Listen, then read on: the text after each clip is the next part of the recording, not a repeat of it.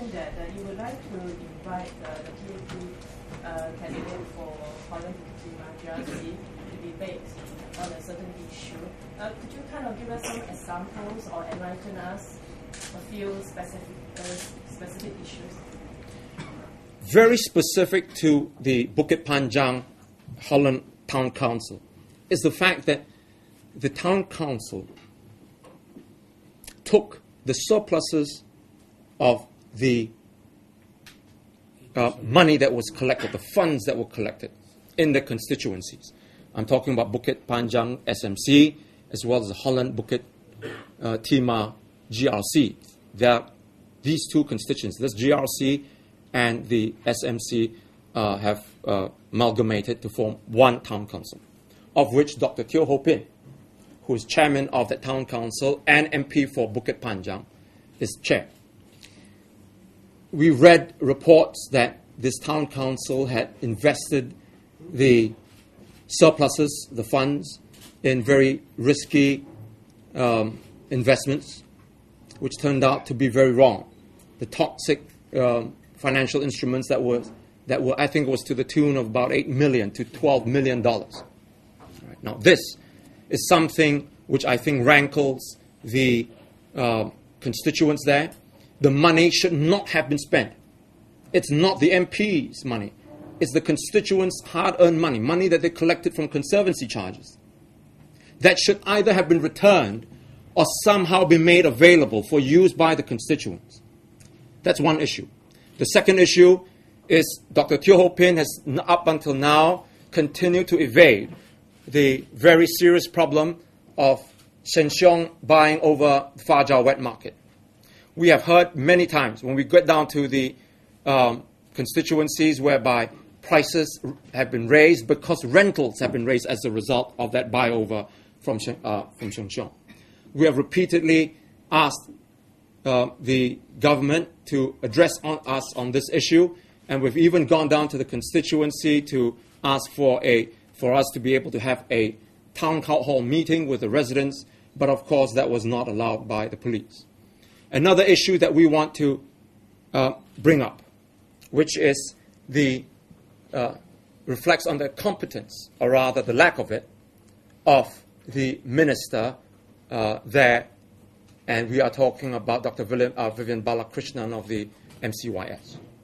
You know that we are referring to the Youth Olympic Games. That was the mother of all blunders. He has, up until to date, not been held accountable. Hard questions have not been asked of him in Parliament. We are going to do this during these elections. Those three issues are enough for us to make a very good case to make sure that they don't get back into Parliament and be rewarded with another term. So, are you trying to say that your SDP promise is actually a promise to fight for these few things that you all have highlighted today, and not exactly effectively to effect change, just to fight this problem? Well, when you have, the only way that you can change anything is to fight for it, right? You're not going to get change from just by, wishing that it would come true. Journey of 1,000 miles, right? And that is where we have to begin. We have to get the voters' mandate, get into Parliament, and then we start taking this government on. And if a smart government wants to continue being the government, the ruling party wants to continue being the ruling party, it would have to start beginning to open up its ears and listen to the electorate. Yeah. I saw one more hand, one last one, and that's it. My name is Norvin. I'm an ordinary Singaporean. And as an ordinary Singaporean, I will be a bit skeptical of opposition parties untested. And what is happening is that, when I see all these 10 policies, I can't help noticing that they are all very popular policies, and I'm wondering whether this is just political posturing or not. So in order to do so, everybody has to ask questions. And for some of the promises, I see that it is very dependent on the SDP's personal integrity and as well as their own drive. For some promises, it will be very easy for the SDP to be able to answer them, such as to be able to donate 50% of MP allowance. Given the political integrity of the SDP, I believe that it's a promise that you guys will be able to fulfill.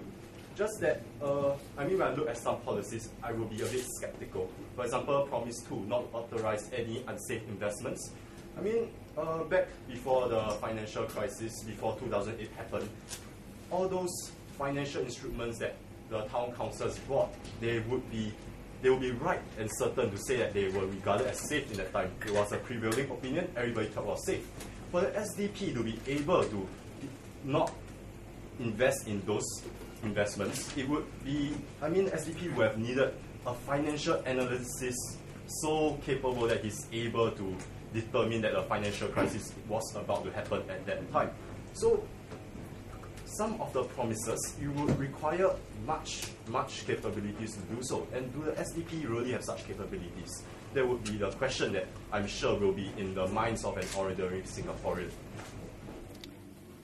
So you make the very, very dangerous and wrong assumption that the PAP government has this very capable backup team that advises them correctly on some of these investments. I remind you, take you back to 2008, when we lost a total of $140 billion in failed investments.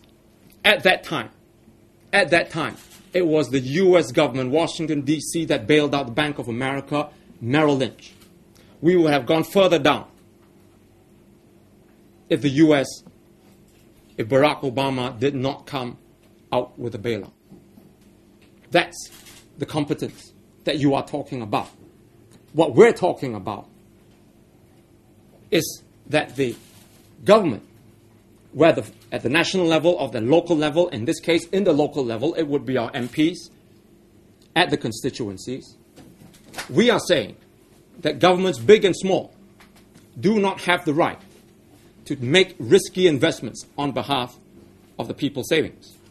You want to make risky investments, start up your own hedge funds, right? Then you go. But these are not voluntary contributions by the residents. They are compelled to pay the conservancy charges. When they do that, you are in custody of the funds. You don't risk the funds by going into very questionable, dubious investment instruments. You do them, you make sure that they are safe. And if you make less interest, if you earn less interest, then so be it. But you make sure that it's always there for the use of the constituents. And we will continue to consult our constituents.